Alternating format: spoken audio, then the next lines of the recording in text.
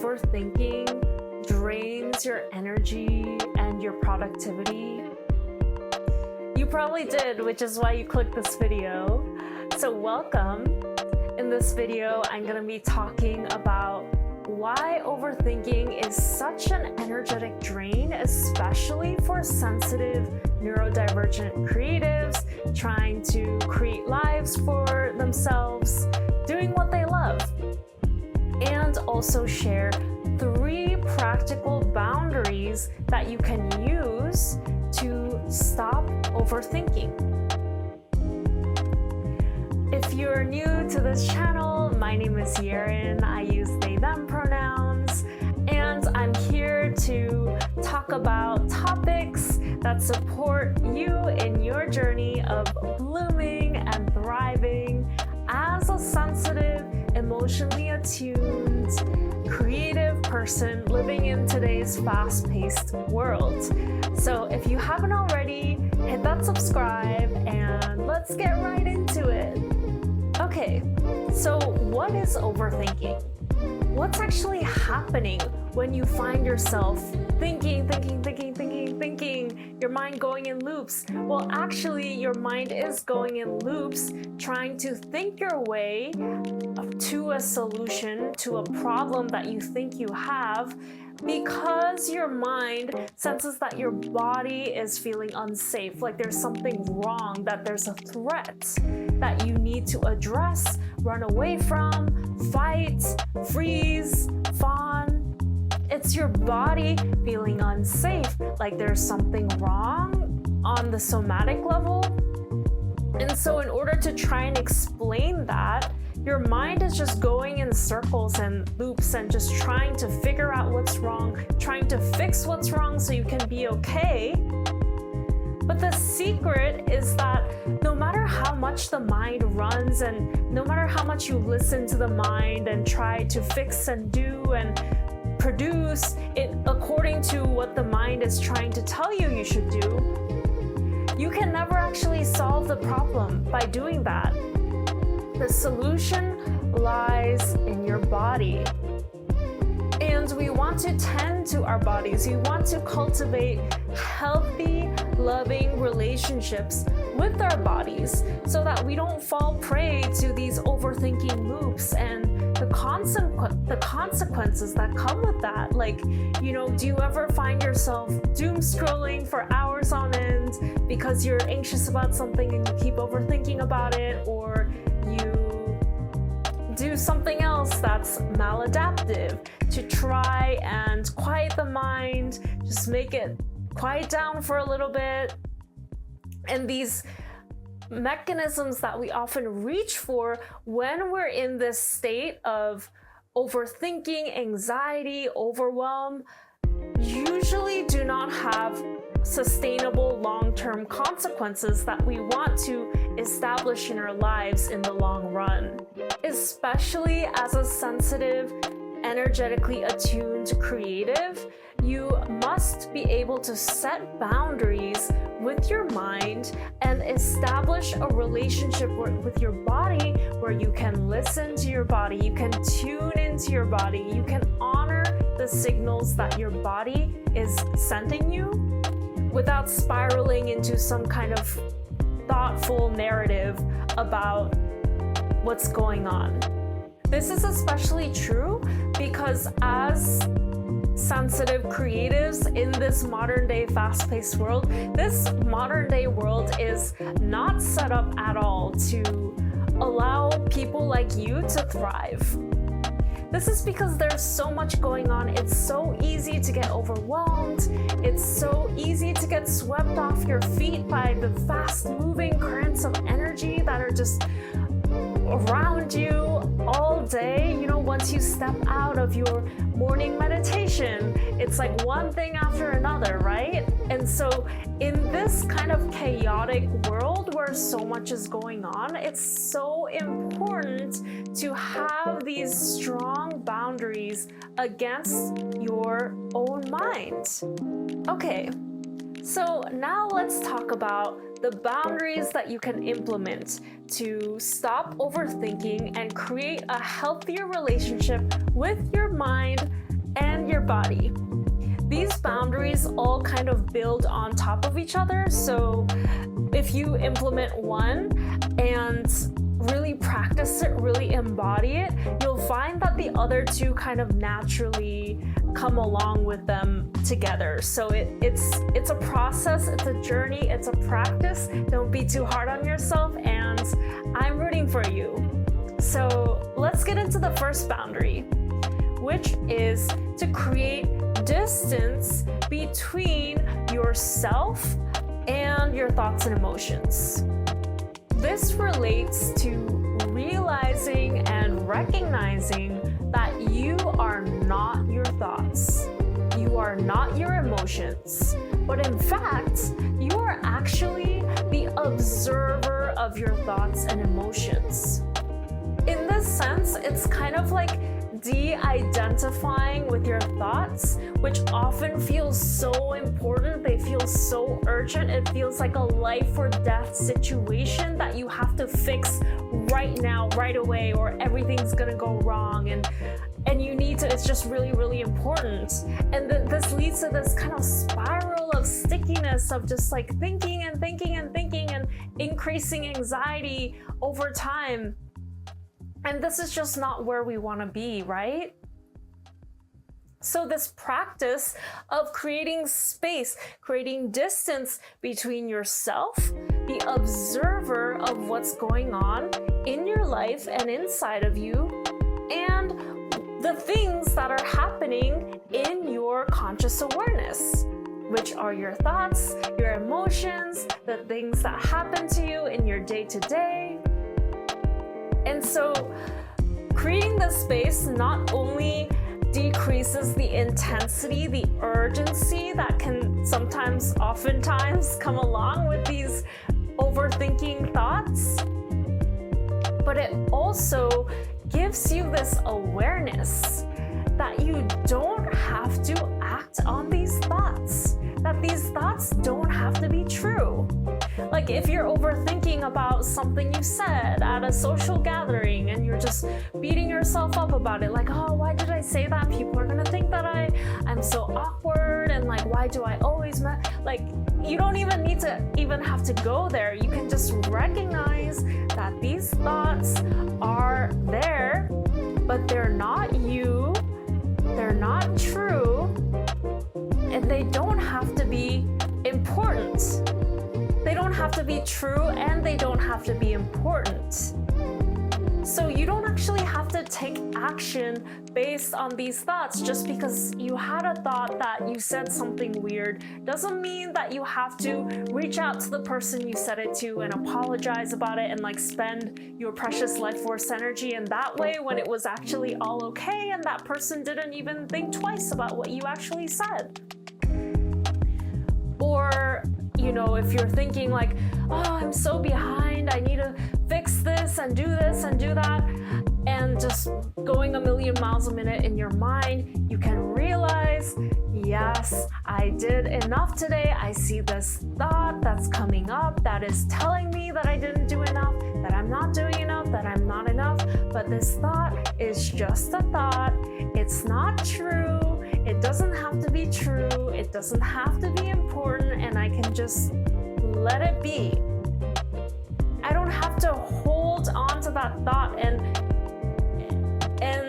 take it to be true and take it to be me and just continuously spiral around in this never-ending cycle of overthinking and tension and anxiety, which ultimately just, again, leads us to a place where we don't want to be.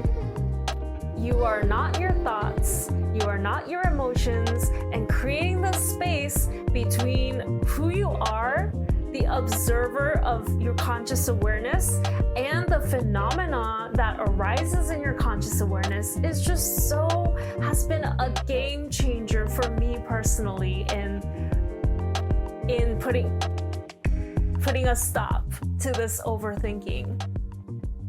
And a daily mindfulness meditation practice really, really helps to just increase your awareness of what's going on inside of you and around you.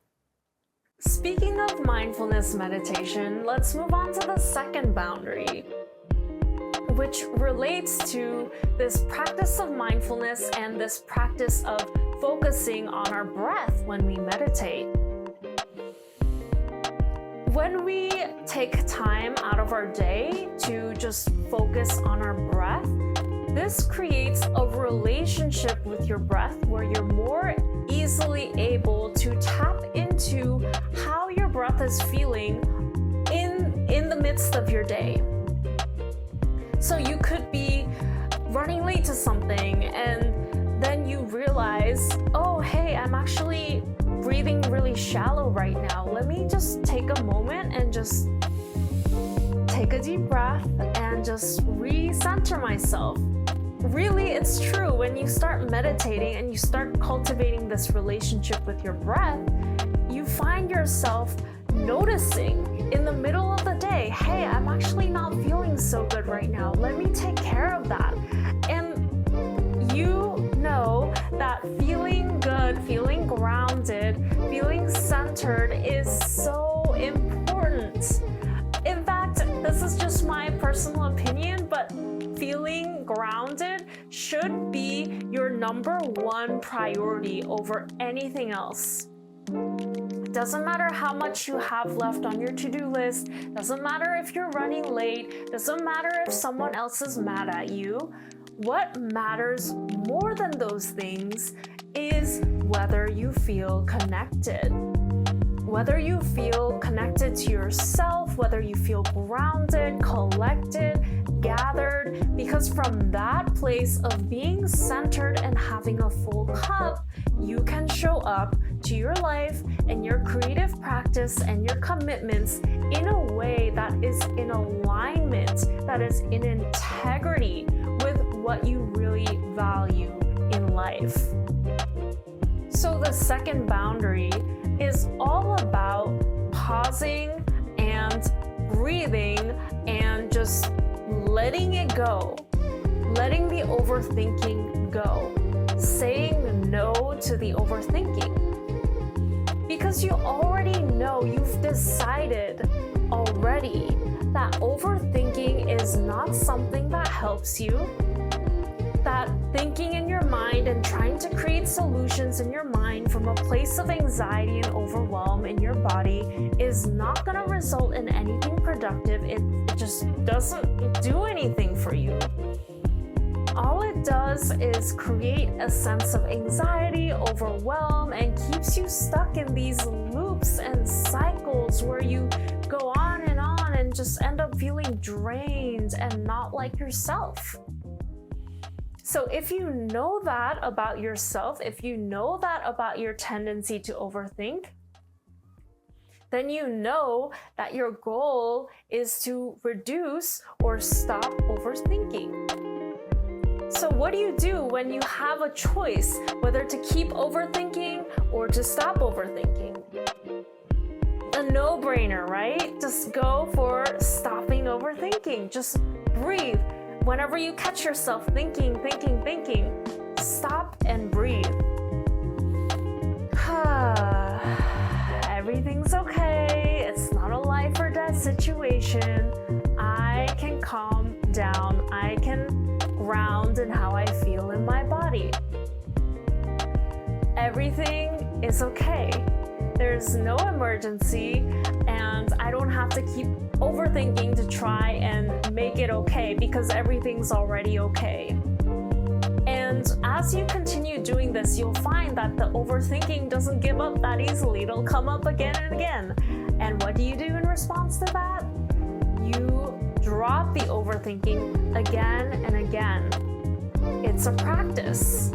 I see this overthinky, anxious, jittery energy in my day-to-day practice still after 5 years of pretty much daily mindfulness meditation. And now the difference is when I see that thought, I'm much more able to recognize it for what it is and let it go. Because I know that if I hold on to that thought and I go down the rabbit hole that that thought is inviting me on, I'm just not gonna feel good at the end of it, which is when I eventually realize like what's going on, and then I pull myself back out of it. But it's way stickier and way more difficult to pull myself out of it than if I had just recognized it in the midst of when it was first coming up and let it go.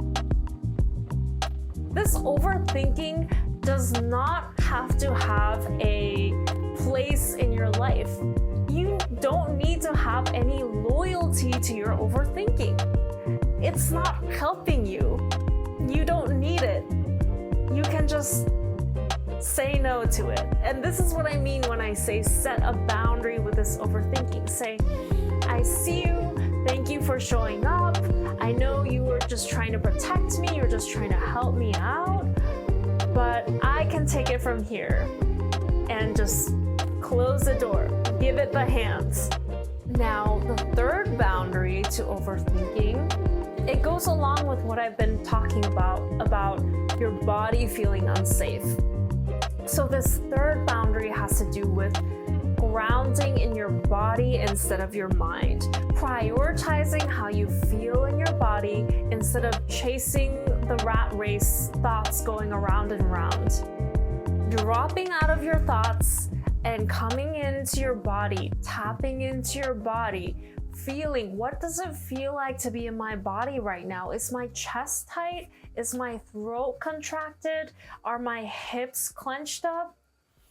Is my jaw tight? Am I holding any tension anywhere in my forehead, my neck, my fingers, my toes, and just sitting with the tension? Now, some tension may easily resolve itself just by you bringing your awareness to it, but other forms of tension, I find, especially in your chest or your hips, they're kind of more tight and stuck. And so they might not release right away just from bringing your awareness to it. And that's okay. What's going on is simply your body is holding on to patterns of defensiveness that it needed to adopt previously in your life when it wasn't safe, when you actually did feel like you were in a life or death type of situation. This is really common in sensitive, neurodivergent, creative people. Like in childhood, we didn't always have the safest, most nourishing environments, and we kind of had to go into a state of survival where our bodies didn't feel safe. And so when our bodies don't feel safe for a long period of time, then we kind of store these patterns of clenching and holding. And so the invitation here is to be present with this clenching and just being with it. Maybe putting a hand on the area and breathing into it, feeling the warmth of your hands on your body.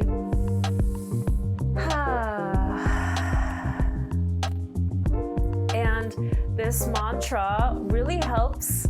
It's really simple. You just feel into that part of your body and you say something like, "Thank you for trying to protect me, but it is safe. It's safe now. You can relax. You don't have to hold this tension anymore. It's safe." And just kind of down regulate, calm down, unwind, relax, and come back to your body and tell your body that it's safe, nothing's wrong, everything's okay. And when you start doing this, you'll just naturally find that your mind gets quieter. Your mind, because like I said in the beginning, your mind is overthinking because it senses this fear in your body and it's trying to think of a way out. It's like back when we had to run away from saber-toothed tigers if humans and that species were together. When we had to run away from predators, it's like your body felt that unsafety and your mind is like, oh my God, where do I go? Do I go up that tree, or do I climb up those rocks, or where should I run? And your mind is just going in circles, just trying to think your way out of the situation.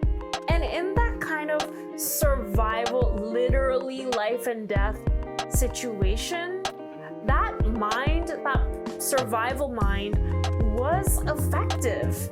It helped your way back ancestors survive so you could be here now. But the thing to realize is nowadays there's not really that many situations where you have to run away from an angry animal that might seriously hurt you, or like having a life or death fight, like literally physical fight. It's like, it's safe now. And these thoughts, while they have good intentions, they're part of your system. They're trying to protect you. They're trying to help you survive. They are not as relevant anymore. And in fact, they kind of clash against the kind of life that we are trying to create for ourselves in this modern day life as sensitive creatives who want to have space to do things that we love and feel good about ourselves and create proliferatively. What's that word? Create a lot, have a prolific body of work and all the things that you want to have in your life as a creative person.